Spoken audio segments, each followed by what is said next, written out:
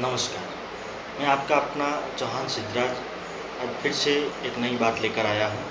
ये बात है फिलीपाइंस के राष्ट्रपति और हमारे जो सांसद हैं, राजनेता हैं, उनके बीच की। तो अभी थोड़े वर्षों पहले फिलीपाइंस के राष्ट्रपति ने भारत की मुलाकात ली थी।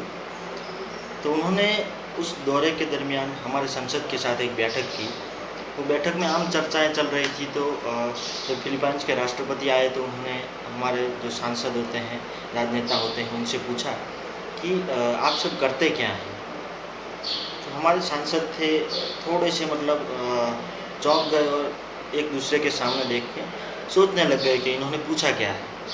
तो उन्होंने एक दो बार फिर से पूछा कि आप करते क्या हैं, लेकिन वो समझ नहीं पाए। तो फिर मुस्कुरा के जो फिलीपींस के राष्ट्रपति हैं उन्होंने पूछा कि आपकी आय का ज़रिया क्या है।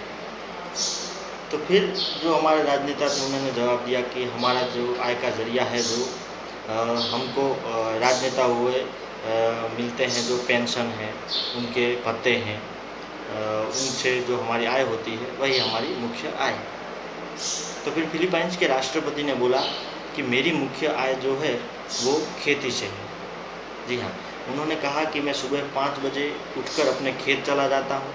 जो अपने खेत के काम होते हैं वो पहले निपटाता हूँ, और वो खेत के काम ख़त्म होने के बाद जब मेरे राष्ट्रपति भवन का टाइम होता है तो वहाँ पे जाके फिर मैं जो राष्ट्रपति का काम होता है वो पूरा करता हूँ। तो इस तरीके से उन्होंने हर किसी से कहा कि किसान होना एक बहुत ही उम्दा बात है। किसान वो व्यक्ति है जो हर किसी को खाना खिलाता है, जिसके ज़रिए दूसरे जो धंधे रोजगार चलते हैं।